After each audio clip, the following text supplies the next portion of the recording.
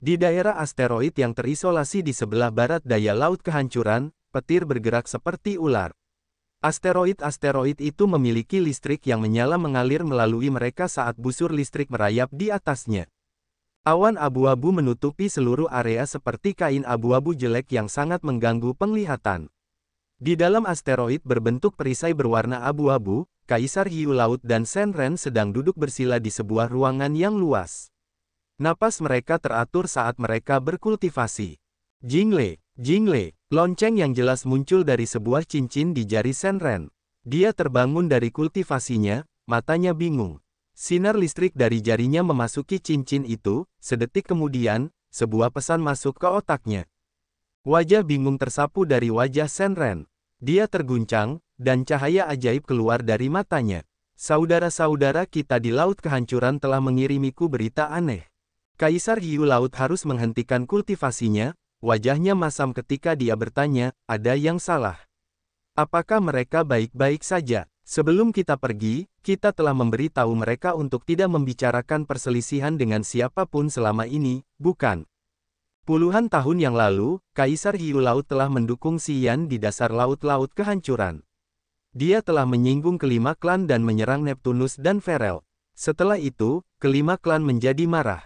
Kaisar Hiu Laut tahu bahwa akan ada banyak masalah jika dia terus tinggal di Laut Kehancuran. Dengan berat hati, dia dan Shenren pergi sendirian, datang ke daerah berbahaya ini untuk berkultivasi secara pertapa dengan harapan dapat berkultivasi ke alam minor berikutnya, yang akan meredakan ancaman dari kelima klan. Kaisar Hiu Laut dan Shenren adalah anggota klan laut. Mereka dipaksa meninggalkan Laut Kehancuran dan berkultivasi di sini. Bagi mereka, tidak mudah untuk beradaptasi dengan lingkungan. Mereka tidak menghubungi anggota di dasar laut pemusnahan karena mereka takut membocorkan keberadaan mereka. Mereka telah meminta bawahan mereka dengan tegas untuk tidak menghubungi mereka kecuali ada sesuatu yang tidak dapat mereka tangani. Ketika Shenren menerima berita tersebut, Kaisar Hiu Laut secara naluriah berpikir bahwa rekan-rekannya di laut pemusnahan tidak mendengarkannya dan menyebabkan masalah. Kaisar Hiu Laut sangat kecewa. Dia kesal karena rekan-rekannya tidak mengerti bahwa mereka harus bersembunyi selama perjalanan ini. Dia dan Shenren tidak ada di sana, jadi mereka harus berhati-hati.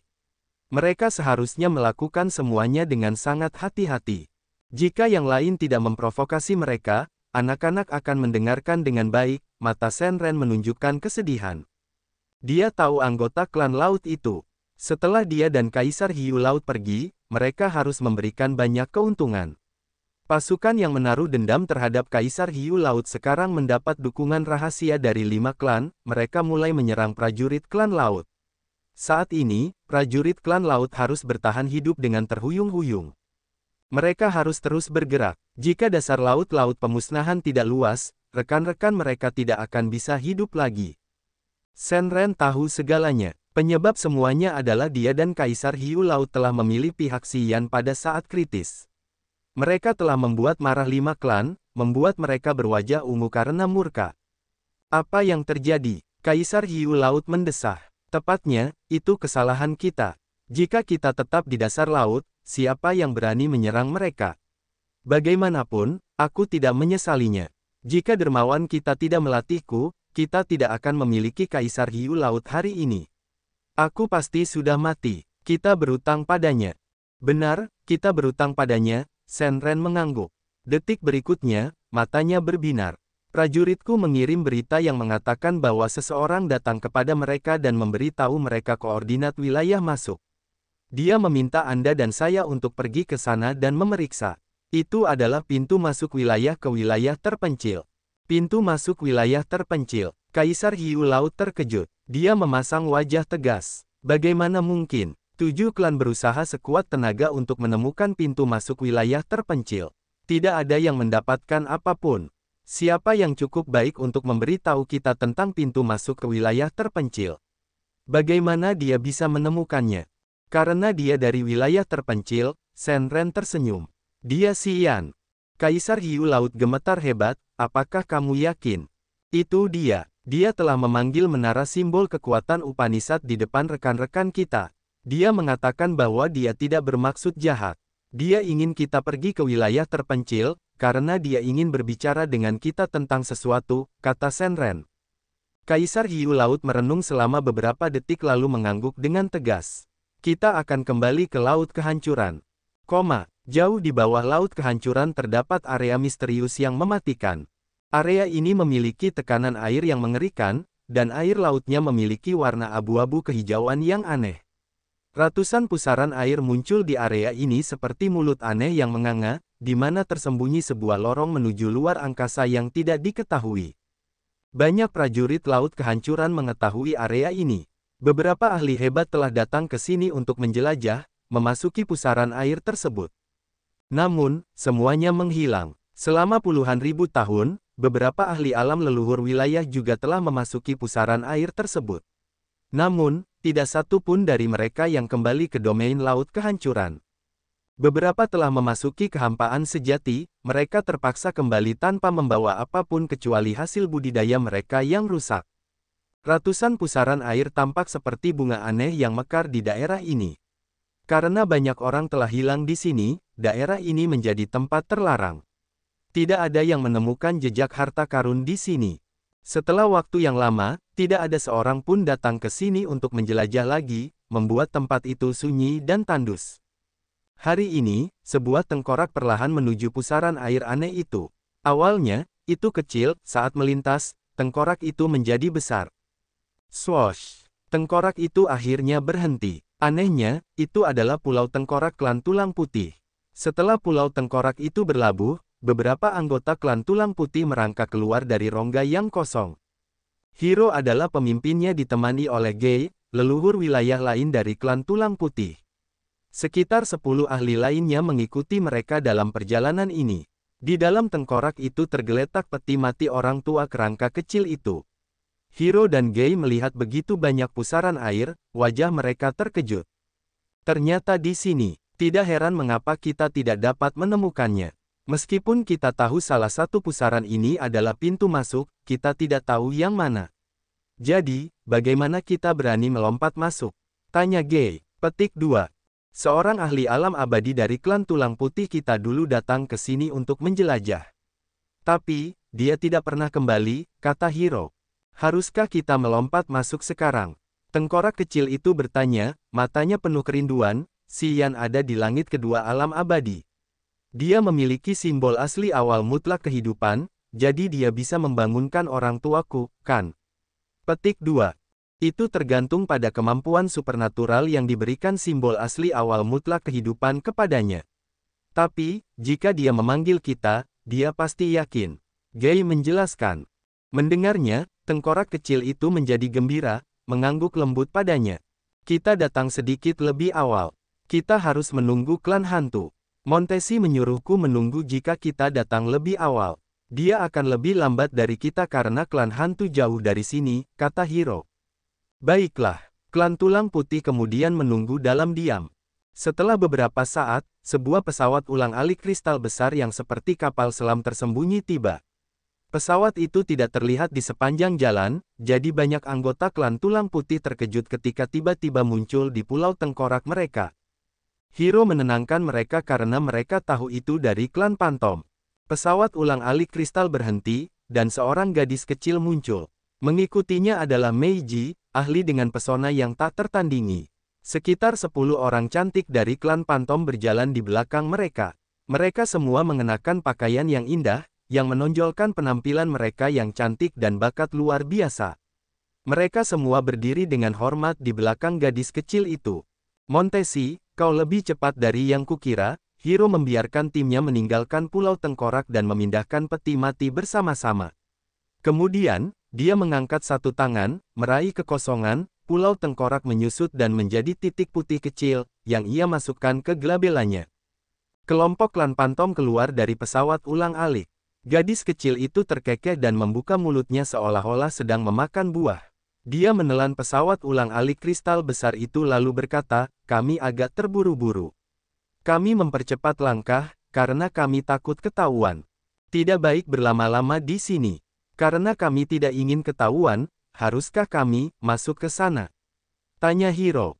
Wajah kekanak-kanakan Montesi tampak tegas. Bagaimana jika dia memberi kita koordinat yang salah, yang sebenarnya adalah jebakan maut. Apa kau tidak takut? Ah, klan tulang putih tidak mengerti rencana jahat. Jika si Yan ingin menyakitimu, kau akan masuk ke dalam jebakannya pada akhirnya. Tanpa menunggu jawaban Hiro, Montesi memberi isyarat kepada seorang pria di belakang, memerintahkannya, masuklah ke sana dan intip. Dia mengangkat tangannya, menunjuk pusaran air di tengahnya. Pria pantom yang tampan itu tidak mengatakan apa-apa, menuju pusaran air. Montesi dan Hiro terdiam, menunggu hasilnya. Setelah beberapa saat, Montesi dan Hiro berteriak bersamaan, "Siapa itu?" Mereka melihat ke arah yang sama, mata mereka dingin. Mereka tampak seperti akan berubah menjadi binatang buas di saat berikutnya untuk mencabik-cabik siapapun yang berani datang ke sini. Dua siluet muncul, Shenren memiliki wajah yang tegas, tetapi jiwanya menggigil dan dia menjadi berhati-hati. Kaisar Hiu Laut juga berada di alam leluhur wilayah. Dia lebih tenang di bawah tatapan dan ancaman dari Hiro dan Montesi. Dia membungkuk kepada mereka dari kejauhan, menyapa dengan keras. "Salam, pendahulu Montesi, pendahulu Hiro."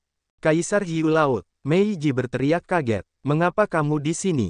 Kaisar Hiu Laut berpikir sejenak dan segera memahami situasinya, jadi dia tidak ingin menyembunyikannya.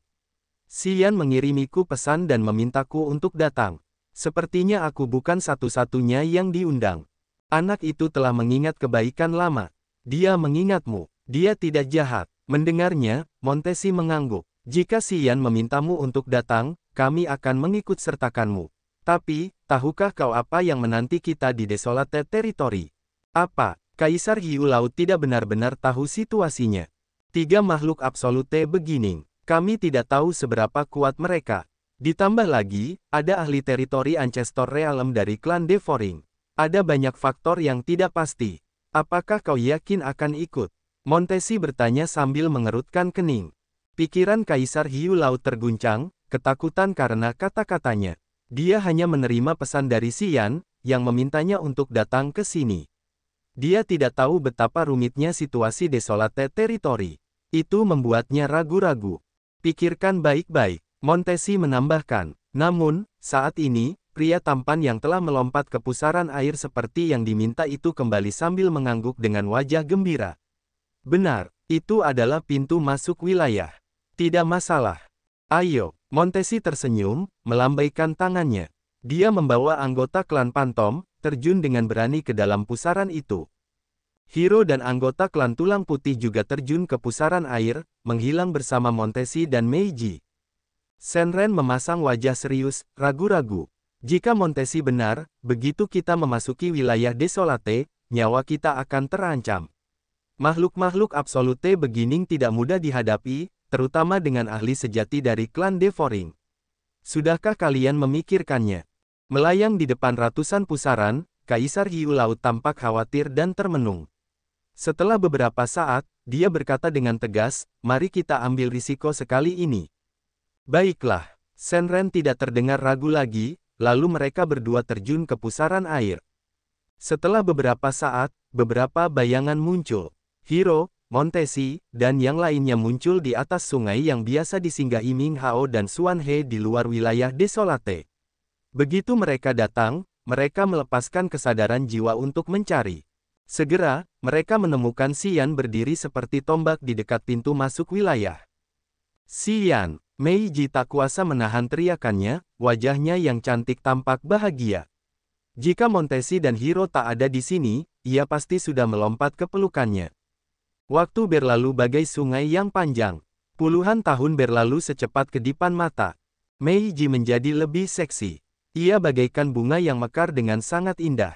Matanya yang cerah tampak seperti berisi air, disertai gairah yang dapat meluluhkan hati pria yang paling keras sekalipun. Jubah merahnya memuja lekuk tubuhnya yang menggairahkan dan sempurna.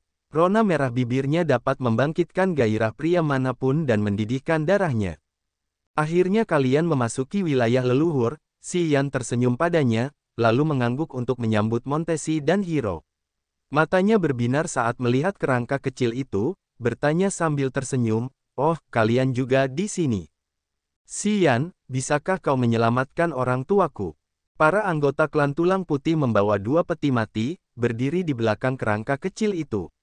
Orang tuanya yang tertidur ada di dalam peti mati itu. Jika aku punya cukup energi, kurasa tidak akan ada masalah. Jangan khawatir, selama aku terlibat dalam pertempuran berdarah yang memberiku energi, aku bisa membangunkan mereka, Xian menegaskan. Simbol awal mutlak yang kudapat dari menara simbol kekuatan Upanishad adalah kemampuan magis dan supranatural dari kekuatan kehidupan Upanishad. Itu khusus untuk kasus orang tuamu. Dua leluhur wilayah klan tulang putih adalah Hiro dan Gei, yang matanya berbinar saat ini. Dengan apa yang baru saja dikatakan Xian kepada mereka, perjalanan ini sudah berharga.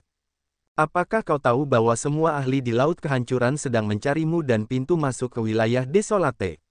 Meskipun Montesi tampak seperti baru berusia 11 atau 12 tahun, matanya dalam dan kuno. Setelah kau berjalan-jalan di sekitar Laut Kehancuran, kau telah membakar seluruh tempat ini.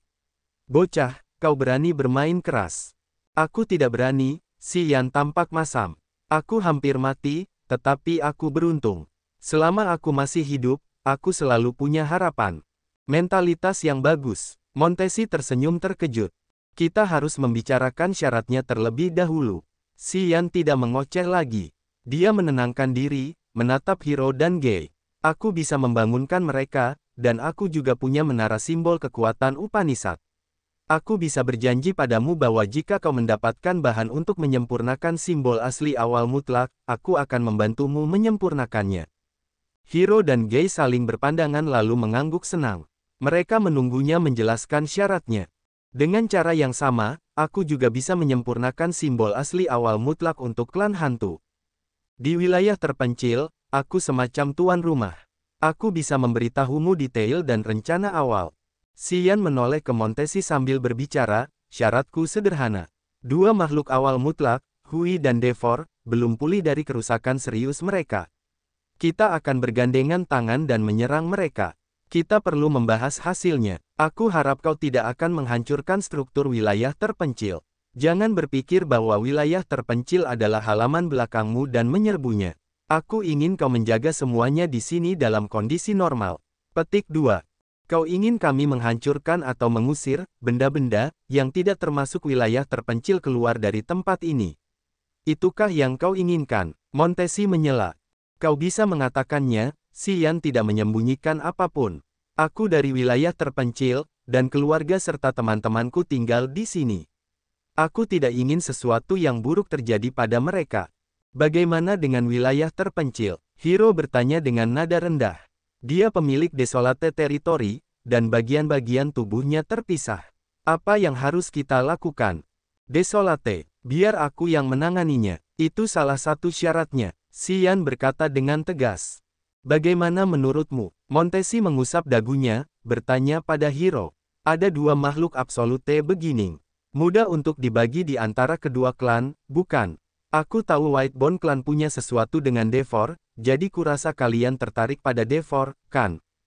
Devor rusak parah. Gei dan aku bisa mencoba membunuh dan kemudian memurnikannya. Aku hanya berharap leluhur wilayah dari klan Devoring di sini bukan Edgar. Jika Edgar ada di sini, itu akan lebih merepotkan, kata Hiro. Petik 2. Jadi, apakah Edgar benar-benar kuat? Xian terkejut. Dia telah berada di Laut Pemusnahan untuk beberapa saat, jadi dia tahu bahwa Edgar adalah ahli terkuat dari klan Devoring, salah satu dari 10 leluhur wilayah mereka yang hebat. Bersama dengan Montesi dan Hiro, dia terkenal karena keberaniannya. Namun, karena Xian telah mendengar bahwa klan Devoring tidak memiliki kekuatan Upanishad yang lengkap, dia berasumsi bahwa Edgar tidak benar-benar ganas karena dia tidak mengembangkan kekuatan Devoring Upanishad. Ya, dia benar-benar kuat. Mata di wajah Hiro yang seperti batu giok berkilau seperti batu permata. Dulu aku pernah melawannya. Aku tidak yakin bisa mengalahkannya, karena level kami hampir sama. Jika dia datang, akan sangat sulit untuk menghadapinya. Bagaimana kalau kamu dan aku bergandengan tangan? Tanya Montesi. Tidak masalah kalau begitu, jawab Hiro. Apakah kamu setuju dengan syaratku? Jika ya, kita bisa melakukan pekerjaan persiapan sekarang. Jika tidak, tidak apa-apa. Desak Xian. Tentu saja ya, tentu saja. Kita harus bicara di tempat lain. Xian menggunakan kekuatan luar angkasa Upanishad-nya untuk merobek ruang di sini dan terhubung ke Grace Mainland. Semua orang kemudian merayap melalui celah ruang seperti pesawat ulang-alik, datang langsung ke Pulau Abadi di Grace Mainland. Begitu mereka tiba di Pulau Abadi, Hiro dan Montesi merasa kagum. Energi langit dan bumi yang tebal. Benua ini benar-benar langka. Sungguh menakjubkan untuk mengolah kekuatan Upanishad di sini. Layak untuk klon Desolate, Montesi menilai. Di Pulau Abadi, De Charlos, Xia Xinyan, Frederick, Audrey, dan Blood Devil menunggunya dengan gelisah. Melihat Xian kembali dengan sekelompok orang, semua orang terguncang keras. Bagaimana situasi saat ini? Apakah Ming Hao masih hidup? Xian bertanya begitu dia kembali. Ming Hao mengolah kekuatan kontrol jiwa Upanishad, dan memiliki ribuan jiwa. Para prajurit yang mengolah kekuatan kontrol jiwa Upanishad ini, di antara 8 kekuatan jahat besar Upanishad, benar-benar sulit dibunuh. Terlebih lagi, Ming Hao memiliki energi gelap. Xian tidak menyangka dia akan terbunuh secepat ini. Tidak bisa menghubunginya. Bahkan jika Ming Hao belum terbunuh, dia pasti sudah ditundukkan, dan akan dimurnikan sampai mati. Dia memiliki banyak jiwa. Jika salah satu dari mereka melarikan diri, dia dapat memulihkan kekuatannya sekali lagi. Aku hanya takut dia telah mengumpulkan semua jiwanya, jadi tidak ada dari mereka yang bisa melarikan diri sekarang. Xuan He mengerutkan kening, wajahnya berat. Siapa mereka? Adele menatap Hiro dan Montesi. Dia sedikit memucat karena dia secara naluriah merasa takut. Itu adalah ancaman tak terlihat yang datang dari jiwa. Berdiri di samping Hiro dan Montesi, para pejuang alam rendah di bawah alam dewa awal tidak dapat merasakan apapun.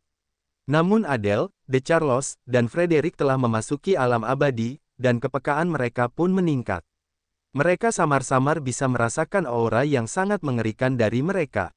Energi yang berfluktuasi dari para ahli membuat jiwa mereka gelisah, altar jiwa mereka bergetar. Mereka adalah teman-teman dari domain laut kehampaan, Xian menjelaskan saat dia memahami keheranan mereka. Mereka akan pergi bersama kita untuk menyerang 2 area bintang. Aku harus meminjam kekuatan eksternal karena kita terlalu lemah. Mendengarnya, Xuan He, Frederick, dan yang lainnya tampak kesal. Di wilayah Desolate, mereka adalah eksistensi yang tak tertandingi. Sampai sekarang, Xuan He, Frederick, dan pengikut mereka telah menjadikan membunuh dewa-dewa Brian dan menghancurkan klan dewa sebagai tujuan hidup mereka. Namun, segalanya berubah drastis. Dewa-dewa dikhianati oleh kaumnya sendiri, 4 raja surgawi mengejarnya. Brian, musuh bebuyutan mereka, sekarang berada di posisi mereka. Bagaimanapun, mereka memahami situasinya. Orang-orang yang tidak dihargai sekarang menunjukkan taring dan sisi brutal mereka. Mereka telah mengendalikan situasi sepenuhnya. Para ahli yang sombong dan angkuh seperti mereka tidak dapat menerima ini. Hal itu telah membangkitkan mereka, membuat mereka haus akan lebih banyak kekuatan dan alam yang lebih tinggi. Biarkan mereka beristirahat di Grace Mainland. Kita akan pergi ke Ancient Demon Star Area untuk menemukan Putai terlebih dahulu. Xian menyarankan. Dia berbicara tentang 2 peti mati Whitebone Clan. Dia pikir mereka adalah beban yang tidak seharusnya mereka bawa sepanjang waktu. Sayangnya, Hiro dan Gai bersikeras bahwa mereka harus membawa 2 peti mati sepanjang waktu. Mereka tidak percaya bahwa orang-orang di Grace Mainland dapat merawat peti mati dengan baik. Mereka hanya percaya pada diri mereka sendiri. Ayo pergi, kita menuju ke Ancient Demon itu, teriak Montesi. Setelah mencapai kesepakatan dengan Phantom Clan dan Whitebone Clan, Xian memimpin mereka bersama dengan Xuan He, Frederick, De Charlos, dan Adele dari Grace Mainland, menuju Ancient Demon Star Area. Setelah banyak area bintang bergabung bersama, Dark Abyss membayangi Ancient Demon Continent seperti lautan hitam pekat yang menghasilkan kejahatan tak berujung. Di area gelap di mana orang-orang bahkan tidak bisa melihat jari-jari mereka sendiri muncul suara lelah, kamu sangat berbakat karena kamu dapat mengolah kekuatan kontrol jiwa Upanishad dan menyinkronkannya dengan kekuatan ruang Upanishad milikmu dengan terampil. Bahkan di klanku, tidak ada yang bisa mencapai pencapaianmu dalam kekuatan kontrol jiwa Upanishad. Sayang sekali kamu belum mencapai alam leluhur wilayah. Aku akan bertanya kepadamu, atas nama leluhur kami, apakah kamu ingin mengikuti leluhur kami? Kami akan mendistorsi segelmu, menjadikanmu pelayan setia klan Devoring kami. Aku tidak mau. Suara lemah Ming Hao muncul dalam kegelapan. Tampaknya jiwanya akan tercerai-berai. Kegigihan yang tidak berguna. Itu benar-benar buruk untuk prestasi dan kesetiaanmu. Kalau begitu aku harus menghancurkanmu. Jika kau ingin membunuhku sepenuhnya, kau harus membayar harga yang mahal. Aku tidak punya pilihan lain. Ancamanmu sungguh besar. Saat kau memasuki wilayah leluhur, aku tidak akan punya kesempatan untuk membunuhmu. Aku harus melakukannya lebih awal. Datanglah sesuai keinginanmu. Lapisan membran tebal yang tampak seperti kaca atau giok menghentikan mereka. Cahaya bintang berkilauan dan merayapi membran tersebut dengan energi langit dan bumi yang tebal dan bergelombang.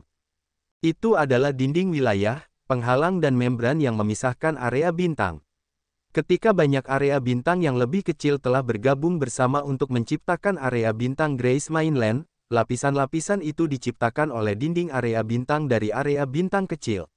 Lapisan lusinan area bintang telah tumpang tindih untuk membentuk dinding yang tebal dan kuat.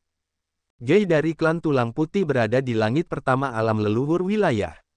Dia mengolah kekuatan api Upanishad. Matanya tampak seperti matahari yang menyilaukan. Biarkan aku membuka dinding area bintang ini. Gei menawarkan diri. Begitu dia selesai, miliaran api muncul dari dadanya, menciptakan gelombang artileri yang terbakar. Ledakan, api bergulung, memancarkan panas yang membakar yang mengejutkan Blood Devil dan yang lainnya. Mereka merasakan sakit di telinga mereka, jadi mereka harus menyulap sangkar cahaya untuk melindungi diri mereka sendiri. Wajah The Charlos berubah. Dari artileri itu, dia bisa merasakan ketangguhan yang dapat menghancurkan langit dan bumi. Dia yakin jika artileri mengenai ruang-ruang kecil di dalam tubuhnya, mereka dapat menghancurkan ratusan di antaranya. Jika serangan api ini membombardir area bintang cakrawala petir, itu dapat menghancurkannya sepenuhnya. Siapa yang mengizinkanmu melakukan itu? Si Yan berteriak. Dinding area bintang terlalu tebal. Jika aku tidak melakukannya, kita tidak dapat menghancurkannya. Oh, Gei tiba-tiba berteriak ketakutan. Itu, bagaimana mungkin? Pada saat ini, artileri di dadanya terhubung ke penghalang area bintang oleh naga yang menyala-nyala.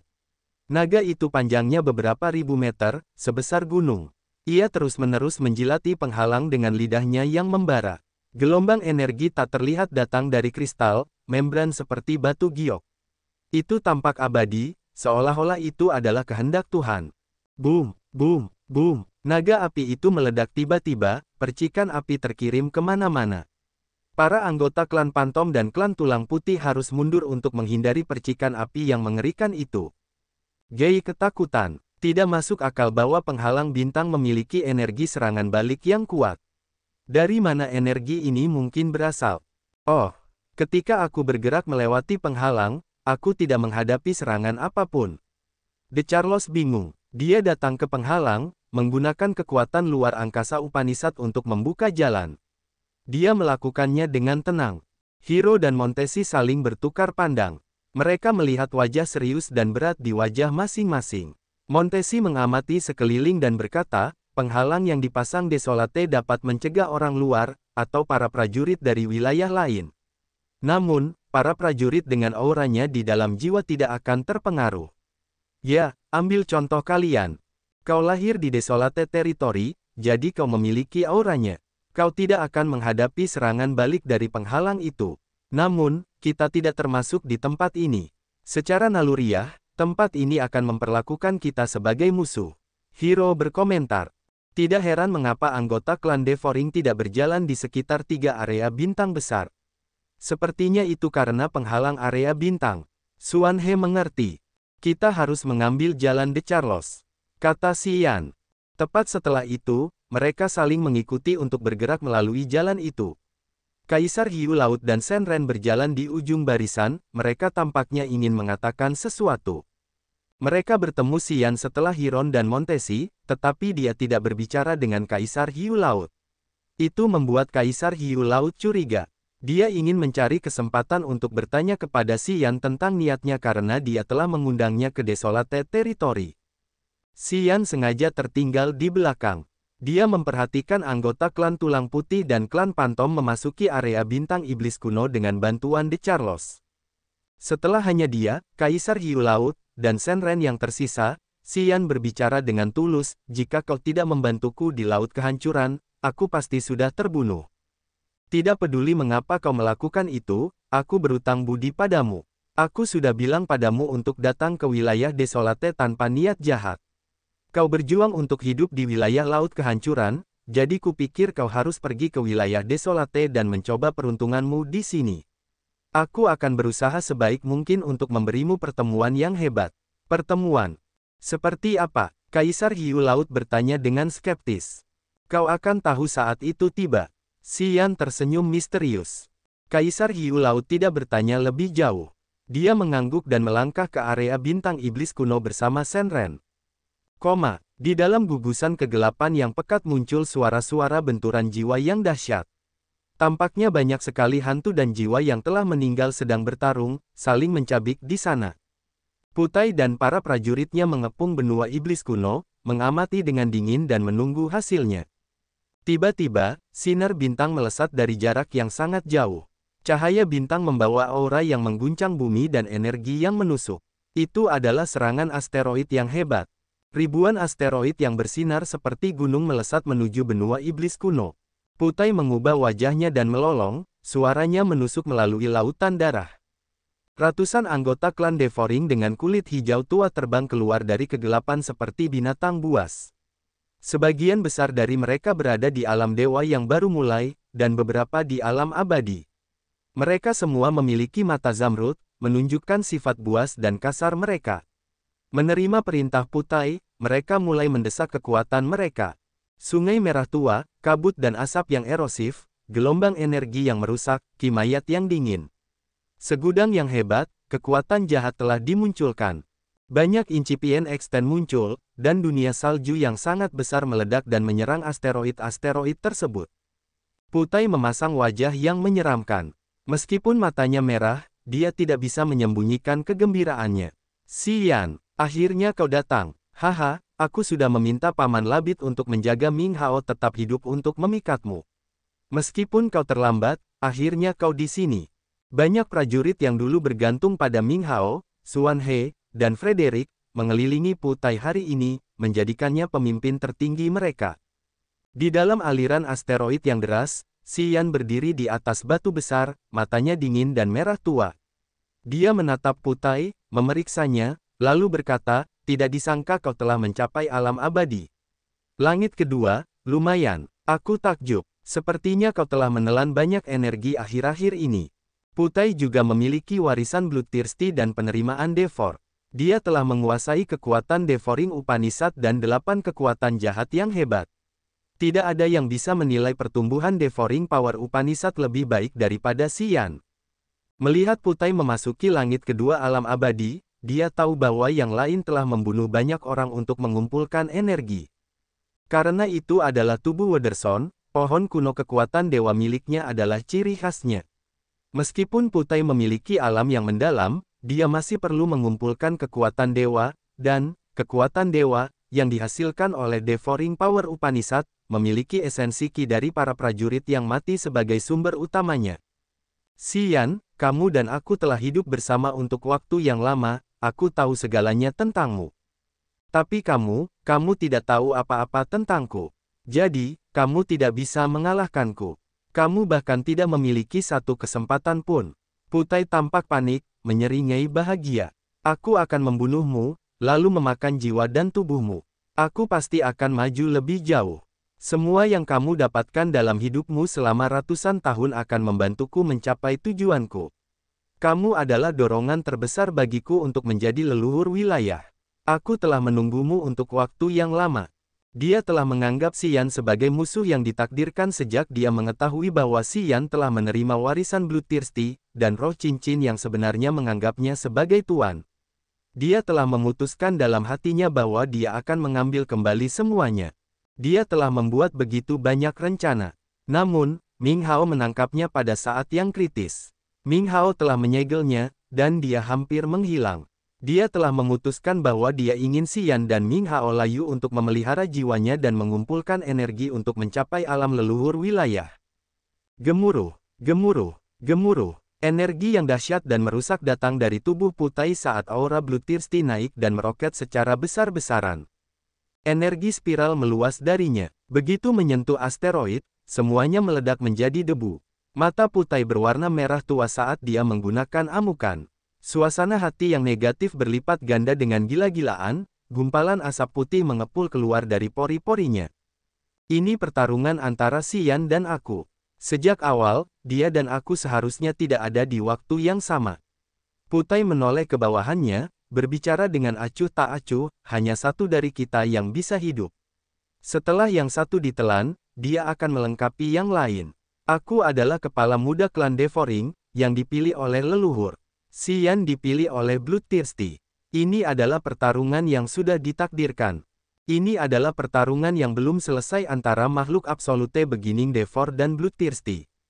Putai telah menyatakan bahwa tidak ada prajurit lain yang dapat bergabung dalam pertarungan ini. Dia harus menyelesaikan pertarungan antara Bloodthirsty dan Devor tahun itu. Itu adalah salah satu rencana yang telah disiapkan Devor.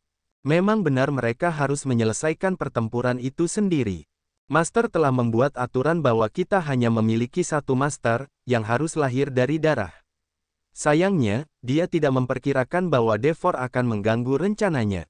Namun, dalam keadaan yang diberikan di mana Xian dan Putai memiliki alam yang sama, kita bisa membiarkan mereka melakukan itu, kata Xuan He dengan wajah aneh ketika dia mendengar suara bergema di sekitar lautan bintang saat bersembunyi di asteroid yang tak terlihat.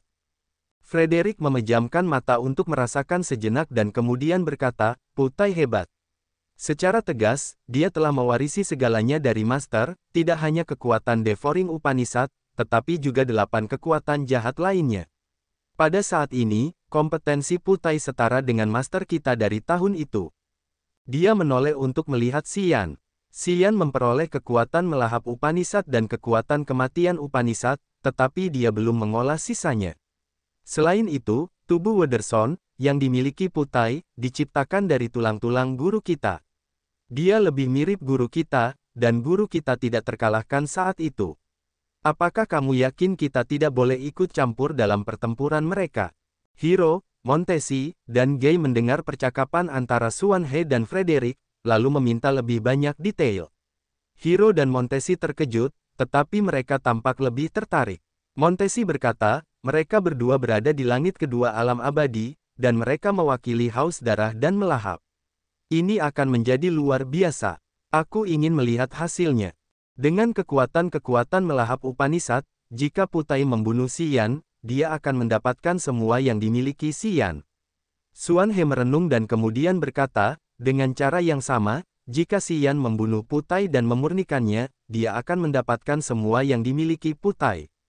Berhenti sejenak, Xuan He mendesis, termasuk kekuatan Upanishad lainnya. Putai, Putai, ternyata dia Putai. Montesi menatap area gelap di atas benua iblis kuno. Putai memasang wajah garang, matanya merah darah. Aura haus darah terpancar dari tubuhnya, menciptakan lautan darah tak terbatas di Netherworld. Meskipun mereka terlalu jauh, dia masih bisa merasakan auranya. Hero dari klan tulang putih memasang wajah tegas, ya, sungguh tidak masuk akal. Kau kenal Putai? Xuan He terkejut. Putai adalah kepala muda klan Devoring. Dia dulunya adalah seorang prajurit yang sangat luar biasa di antara para junior di Sea Domain of Nihility. Orang-orang berharap dia bisa menerobos ke teritori Ancestor Realm dalam waktu 10.000 tahun. Ketika Putai memulai debutnya, ketenarannya tak terukur. Yerberg, Ling Mei, dan bahkan Meiji, tidak seberbakat dia. Montesi melirik ke arah Meiji. Meiji mengangguk, wajahnya yang menawan khawatir. Dulu Putai sangat menonjol. Namun ratusan tahun yang lalu, klan pemakan mengumumkan bahwa ia telah jatuh ke dalam penyakit saat berkultivasi. Ia telah tiada. Saat itu, Putai berada di langit ketiga alam abadi, yang satu alam lebih tinggi dariku. Banyak klan merasa senang atas musibah yang menimpa klan lainnya. Aku juga merasa lega.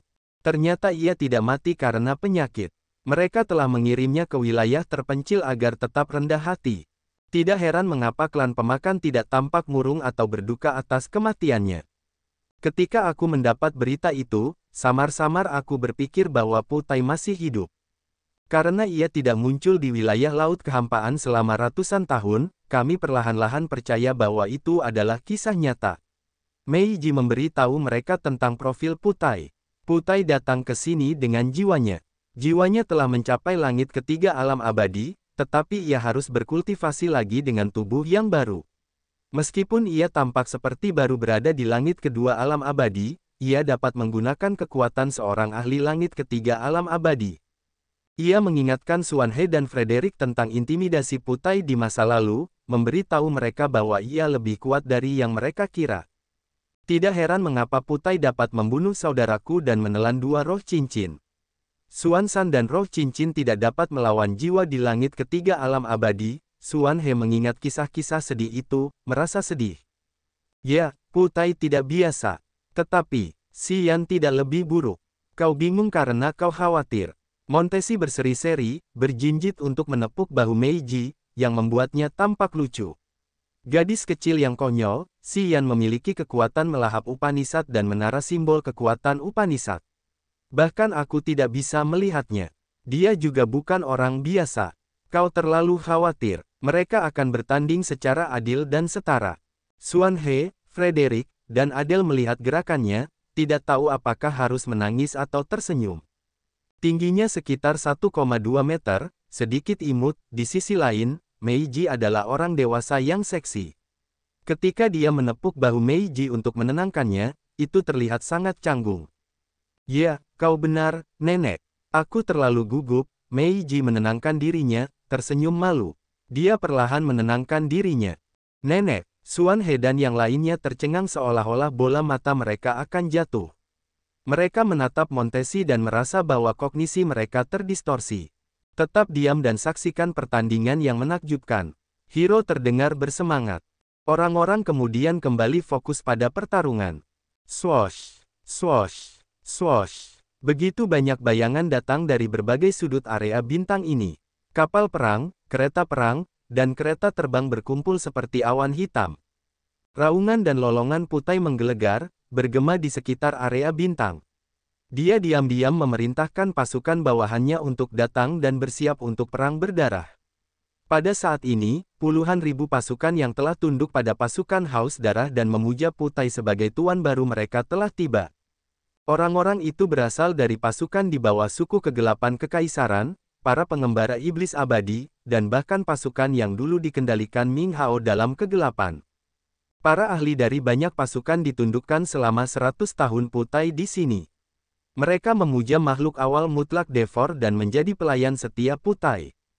Puluhan ribu kapal perang besar dan kereta perang melesat cepat. Kereta perang burung terbang tulang tampak begitu nyata saat mereka melesat dari bintang-bintang kehidupan yang besar. Jutaan prajurit berdiri di atas kapal perang raksasa dengan aura yang sangat kuat. Mereka berlabuh di sekitar benua iblis kuno seperti awan belalang. Mereka membela benua iblis kuno dengan erat, melindungi Devor saat ia memakan benua iblis kuno. Itu semua karena Devor adalah tuan mereka sekarang. Xuan He, Frederick, dan Adele memucat ketika mereka melihat wajah-wajah yang dikenalnya, mata mereka berbinar dengan kekejaman. Mereka dulunya adalah rekan mereka, pasukan setia mereka. Namun, sekarang, mereka adalah pengkhianat. Melihat mereka, Xuan He, Adele, dan yang lainnya memahami kepahitan yang tak tertahankan dari dewa-dewa. Perasaan masam karena ditolak bagaikan anggur kental abadi di hati mereka yang tidak dapat mereka terima. Bagus sekali, baru 100 tahun berlalu dan kalian telah mengumpulkan begitu banyak kekuatan. Dalam hal memerintah, kalian lebih baik dariku. Xian melayang di dalam aliran asteroid yang deras sambil terus mengumpulkan energi. Sama seperti Putai, dia tidak terburu-buru untuk menyerang. Xian melihatnya meraung dan melolong, mengirimkan seruan untuk perang, serta begitu banyak kapal perang yang datang. Jika kau berani datang ke sini, aku yakin kau juga sudah siap. Darah masih mengalir di mata Putai. Garis pandangnya melesat melintasi ruang yang luas ke tempat Xuan He dan Frederick bersembunyi. Meskipun mereka menyembunyikan auranya, aku bisa merasakannya. Rupanya, bukan berarti kau tidak mempersiapkan apapun. Tuan, Tuan, Tuan, para prajurit di alam yang mendalam di kapal perang yang megah di sekitar benua iblis kuno membungkuk ke arah Putai dengan hormat, dengan rendah hati menunggu perintahnya. Putai melengkungkan bibirnya, menunjuk Si Yan sambil tertawa. Dia Si Yan, pewaris Bloodthirsty. Dia juga Tuan Ming Hao, Xuan He, dan Frederick telah mengakuinya. Hari ini, Ming Hao dikurung. Dia akan dibunuh kapan saja. Xuan He dan Frederick juga ada di sekitar, mungkin. Aku memintamu untuk datang dan melihat siapa tuan yang sebenarnya. Sambil mendengus, Putai menggelegar, pertempuran ini sudah ditakdirkan sejak aku datang ke Desolate Territory. Tidak seorang pun diizinkan untuk mengganggu pertempuran di antara kita ini. Ya, Tuan, ya, Tuan, ya, Tuan. Para ahli di kapal perang itu termasuk para tetua dari klan Iblis Abadi, para penguasa eksentrik dari suku kegelapan kekaisaran, dan para ahli yang dulu mengikuti Ming Hao. Mereka semua memiliki tanda samar di dahi mereka, yang menyerupai lubang hitam. Itu adalah lambang Devor. Dalam 100 tahun saat Si Yan dan yang lainnya pergi, orang-orang itu telah ditaklukkan oleh Putai, menjadi pelayan Devor yang paling setia. Ayo lawan aku. Di dalam arus asteroid, aura Si Yan yang mengesankan meningkat. Dia tertawa terbahak-bahak saat miliaran sinar bintang menembaki asteroid besar itu.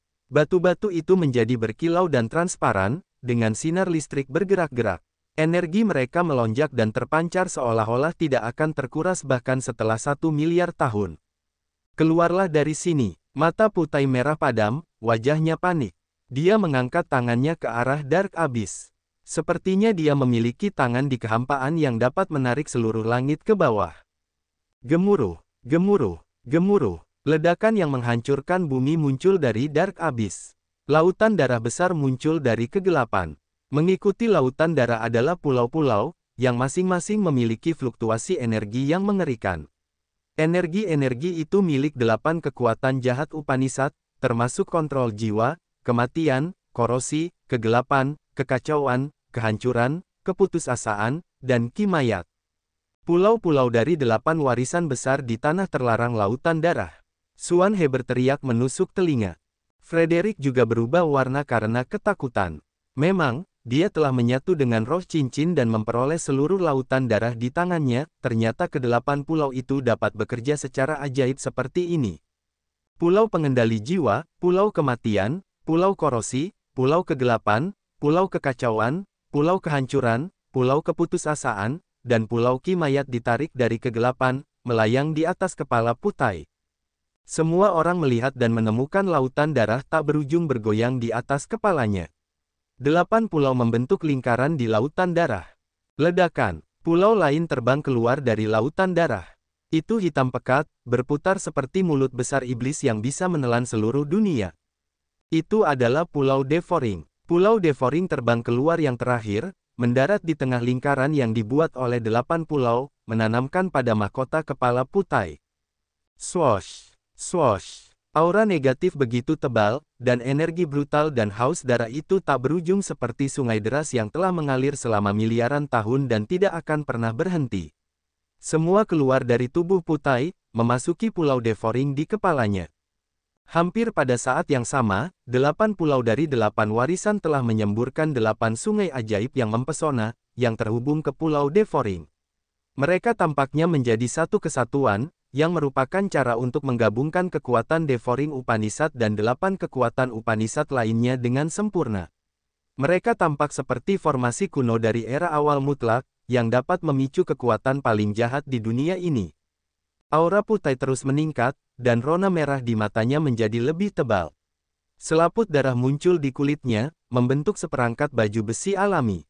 Pada saat ini di bawah lautan darah dan 9 pulau, Putai telah menunjukkan kekuatan yang jauh melampaui Si Yan. Jika yang terakhir tidak memiliki sesuatu untuk dilawan, pertempuran ini tidak akan berlangsung sesaat pun.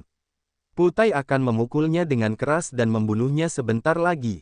Di dalam arus asteroid yang bergejolak, energi yang melonjak dari asteroid seperti kunang-kunang dibandingkan dengan bulan yang merupakan energi Putai. Mereka tidak berada pada level yang sama. Putai tangguh, benar-benar tangguh. Gai dari klan tulang putih memejamkan matanya untuk merasakan sejenak, berbicara dengan berat, meskipun dia berada di langit kedua atau alam abadi, energi yang luar biasa itu. Aku khawatir bahkan seorang ahli langit ketiga dari alam abadi tidak dapat mengaturnya. Beruntunglah Xian dan Putai belum mencapai alam leluhur wilayah. Jika tidak, pertempuran mereka akan menghancurkan seluruh area bintang ini. Montesi dan Hiro juga tampak serius. Mereka terkejut ketika melihat kekuatan Putai. Mereka menyesal karena mengabaikan pertempuran sebelumnya. Putai jauh lebih kuat dari yang mereka perkirakan. Setelah ratusan tahun, Putai telah berkembang jauh lebih cepat dari yang mereka bayangkan. Putai mencibir, berbalik menghadap arus asteroid yang dihentikan Xian. Asteroid yang cemerlang seperti berlian itu tiba-tiba memancarkan cahaya berwarna perak terang. Swoosh, swoosh, swoosh. Di dalam ribuan asteroid besar, sinar cahaya ganas yang diciptakan oleh kekuatan luar angkasa Upanishad ditembakkan kemana-mana. Banyak titik cahaya bintang yang berkelap-kelip bercampur dengan cahaya perak. Secara keseluruhan, mereka menciptakan hujan deras seperti galaksi yang hancur dari 9 tingkatan langit. Semua orang memiliki perasaan yang mengerikan seolah-olah dunia akan hancur, dan kekosongan akan rusak. Kekuatan asteroid-asteroid itu begitu hebat, karena merupakan kombinasi dari kekuatan bintang Upanishad dan kekuatan luar angkasa Upanishad. Putai diserang oleh miliaran sinar perak terang. Wajahnya langsung berubah. Tidak percaya dia telah menggabungkan kekuatan bintang dan luar angkasa Upanishad. Layak untuk pewaris yang telah dipilihnya. Sayang sekali, kamu terlalu lemah. Saat semua orang melihat mereka, Putai tiba-tiba terbagi menjadi 2 orang, lalu 4, dan akhirnya 8. Hanya dalam sedetik, ada 8 Putai.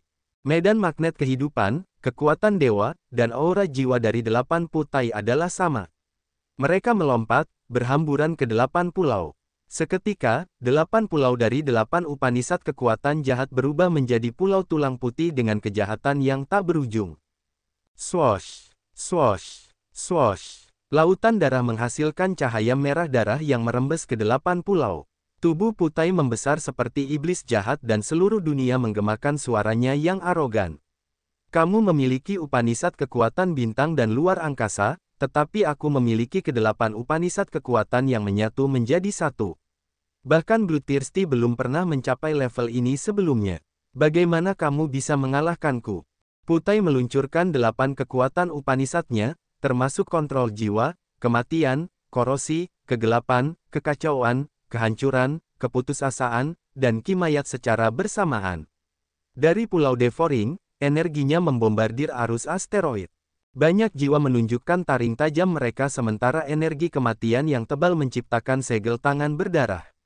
Kekuatan korosi Upanishad melelehkan segalanya, kekuatan kegelapan Upanishad memotong kesadaran jiwa, kekuatan kekacauan Upanishad mendistorsi ruang, kekuatan kehancuran Upanishad menghancurkan segalanya, kekuatan keputusasaan Upanishad membuat orang putus asa dan tidak berdaya, dan kekuatan kimayat Upanishad menutupi mereka dengan dingin yang gelap. 8 pulau dari 8 kekuatan Upanishad berputar seperti roda gila di dalam aliran asteroid, menghancurkan semua batu di jalan mereka. Kolom cahaya ruang angkasa perak terang menembus 8 pulau, tetapi tidak menyebabkan kerusakan. Pulau Devoring di tengah 8 pulau berubah menjadi pusaran air gelap, terus berputar seperti mulut besar hantu brutal yang memilih mangsa, menunggu kesempatan terbaik untuk menyerang. Ledakan, ledakan, ledakan. Asteroid-asteroid itu meledak, berubah menjadi debu. Lautan asteroid milik Xian menyusut dengan cepat hingga hampir menghilang. Tetap berada di dalam lautan asteroid, matanya merah padam saat dia melihat 8 pulau yang dikuasai Putai menghancurkan asteroid-asteroidnya. Kekuatan Putai berada di luar imajinasinya, dan Xian harus berusaha sekuat tenaga. Kekuatan pengendalian jiwa Upanishad yang dalam memungkinkan Putai untuk membagi jiwanya menjadi 8, yang menuju ke 8 pulau untuk meluncurkan 8 kekuatan Upanishad pada saat yang bersamaan. Xian memiliki firasat buruk bahwa dia melawan 8 kepala suku besar sendirian. Retak, retak, bagian-bagian dari perisai darah besar muncul dan terhubung di depannya, dengan gambar-gambar darah yang halus dan menggeliat. Pada saat ini, perisai darah itu berubah menjadi awan darah. Cahaya berdarah keluar dari perisai itu, dan pedang yang meneteskan darah muncul.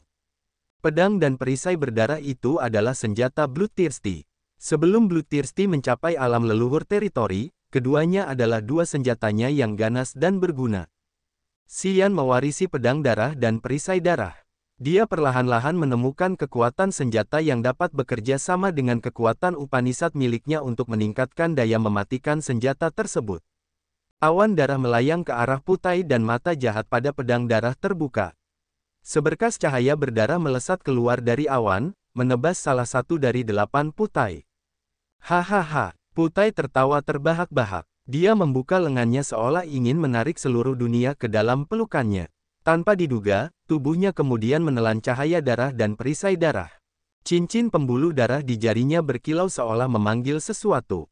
Awan darah dan pedang darah bergetar keras di kehampaan seolah diikat dengan tali tak terlihat. Mereka tidak mendengarkan Xian, terbang menuju Putai. Begitu saja, pedang dan perisai menghilang ke dalam tubuh Putai. Tepat setelah itu, 8 Putai memiliki baju besi yang kuat di tubuh mereka. Baju besi itu sangat pas di tubuhnya, membuat kekuatannya berlipat ganda. Pada saat ini, Putai terlalu menakutkan di mata Xuan He dan Frederick. Melihatnya, mereka mengira mereka melihat Bloodthirsty. Sepertinya Bloodthirsty menggunakan tubuh Putai untuk datang ke dunia ini sekali lagi. Suara melengking dan menusuk telinga seperti senar putus menggema di otak Xian, membuat sarafnya sakit. Dia benar-benar kehilangan koneksi dengan pedang dan perisai berdarah itu. Dua senjata kuat Bloodthirsty yang dia kendalikan direnggut darinya, menjadi bagian dari Putai. Muahaha, akulah yang memberitahumu tentang kekuatan perisai darah dan pedang darah. Apakah menurutmu aku tidak melakukan apapun pada mereka? Putai tertawa puas. Aku mendapatkan 3 bagian dari roh cincin Blood Vein. Aku lebih tahu daripada kamu. Apakah kamu tahu mengapa aku menginginkan tubuh Wonderson? Karena tubuh Wonderson dan tubuh Bloodthirsty tidak jauh berbeda sifatnya. Kamu telah membunuhnya dan menanamkan sisa-sisa Bloodthirsty di tubuhnya. Itu mirip dengan memulihkan tubuh Bloodthirsty. Tubuhku sekarang mirip dengan Bloodthirsty. Bagaimana kamu bisa mengalahkanku ketika kamu menggunakan senjata Bloodthirsty? Meskipun mereka telah meninggalkannya selama 10.000 tahun, mereka masih mengingat auranya. Aku, yang memiliki cincin Blood Vein, memiliki semua rahasianya. Bukankah terlalu sederhana? Putai mengejek Xian atas kebodohannya. Kemudian, pedang darah muncul di salah satu dari 8 tangan Putai. Itu adalah Putai di Pulau Kematian. Pedang darah di tangannya terpotong, dan seberkas cahaya darah yang tampak seperti sungai kematian sepanjang 10.000 meter bergulung menuju arus asteroid. Ratusan asteroid besar meledak, energi bintang dan ruang angkasa yang digabungkan tidak dapat menahan serangan tajam ini. Pedang dan perisai darah ini bukanlah senjata ilahi awal mutlak. Namun, Bloodthirsty telah memadamkannya selama bertahun-tahun. Bagi para prajurit dengan 8 kekuatan jahat Upanishad, itu dapat meningkatkan kekuatan mereka dengan luar biasa. Sayang sekali aku tidak memberitahumu ini. Kau tidak akan pernah bisa menggunakan kekuatan mereka yang sebenarnya. Putai mengayunkan pedang darah. Garis-garis cahaya darah setajam pedang angkasa, memotong banyak asteroid menjadi berkeping-keping. Pada saat ini, Putai berada di atas angin saat ia terus-menerus menghancurkan lautan asteroid, menghabiskan kekuatan Xian. Setelah puluhan detik, lautan asteroid yang dikumpulkan Xian kini hanya tersisa 1. Xian duduk di asteroid itu, wajahnya dingin saat ia melihat asteroidnya berubah menjadi area kabut abu-abu dan asap. Matanya sangat dan belum pernah terjadi sebelumnya tegas saat ia berkata dengan suara rendah, "Kau berani." Melihatmu, aku bisa membayangkan betapa hebatnya Bloodthirsty tahun itu. Tidak heran mengapa Bloodthirsty tak terkalahkan di Desolate Territory. Benar-benar ganas. Baguslah kau mengerti, Putai tertawa. Jangan bilang aku memburumu. Aku akan memberimu kesempatan untuk hidup. Selama kau memberiku segel kehidupanmu dan jiwa kedua yang telah menyatu dengan Desolate, aku tidak akan menelan kalian semua. Selama kau memujaku sebagai tuanmu dan menjadi pelayan klan pemakan kami, aku dapat memastikan kau tidak akan dilenyapkan. Putai menatap para anggota ras yang berbeda di sekitarnya. Lihatlah mereka. Mereka adalah pelayan kita, tetapi mereka hidup dengan sangat baik. Mereka juga akan memiliki masa depan yang cerah. Wilayah terpencil akan menjadi salah satu wilayah klan Devouring kita. Mereka akan menjadi pengikut kita. Tidaklah memalukan untuk tetap berada di bawah naungan klan terbesar di dunia ini. Pikirkanlah, mendengarkan. Suara Putai yang arogan, wajah para ahli dari wilayah lain seperti Hiro dan Montesi meringis. Montesi mencibir, matanya begitu dingin. Bajingan arogan ini bahkan melebih-lebihkan lebih dari ayahnya. Sepertinya begitu klan Devoring menaklukkan wilayah terpencil, mereka akan memicu perang ras besar di wilayah Laut Ketiadaan. Klan Devoring telah mengincar seluruh wilayah Laut Ketiadaan. Wilayah terpencil hanya selangkah lagi untuk mengumpulkan energi. Hiro dari klan Tulang Putih mengangguk, wajahnya jahat. Putai terlalu tangguh. Dia mengalahkan Xian. Kurasa Xian hampir tidak bisa melawannya. Kaisar Hiu Laut mengerutkan kening. Dia tidak mengenal Xian, jadi dia hanya menebak dari situasi yang ada. Dia pikir Xian bukanlah lawan yang sepadan bagi Putai. Putai mendapatkan waktu yang tepat, tempat yang tepat, dan dukungan yang tepat. Saat dia menyamar sebagai roh cincin, dia telah tinggal bersama Xian selama bertahun-tahun. Dia telah menyaksikan semua pertempuran yang diikuti Xian dan menjadi lebih kuat. Dia tahu tentang kekuatan dan cara tersembunyi yang dimiliki Xian. Kenali dirimu sendiri, kenali musuhmu, dan kamu akan memenangkan setiap pertempuran. Putai telah bersikap sabar dan halus selama bertahun-tahun. Dia memahami Xian dengan jelas, tetapi Xian hampir tidak mengenalnya. Tepat di awal pertempuran ini, Putai memiliki lebih banyak peluang untuk menang. Montesi dan Hiro memasang wajah tegas meskipun mereka berasumsi bahwa Xian dapat melawan Putai. Namun sekarang harapan mereka memudar seiring berjalannya waktu. Melayanimu sebagai tuanku. Xian duduk bersila di asteroid terakhirnya sambil menyeringai, kau tidak memenuhi syarat. Hahaha, Putai tertawa terbahak-bahak sambil menggelengkan kepalanya. 8 klonnya mengendalikan 8 pulau, membentuk formasi segi 8 dan terus menekan. Intimidasi mengerikan yang datang dari awal dunia dan dapat mengubur ruang datang dari 8 pulau. Kekuatan tekanan yang begitu hebat telah mengubah warna bahkan para ahli di level Hiro dan Montesi. Pulau Devoring di tengah berubah menjadi pusaran jiwa, seperti mulut besar yang menghadap Xian. Dengan itu, kekuatan penghisap jiwa yang sangat besar dihasilkan.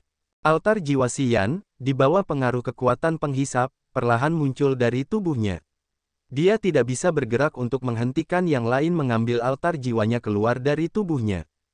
Pulau-pulau dari 8 Upanisad kekuatan besar telah membuka teknik terlarang yang mendalam.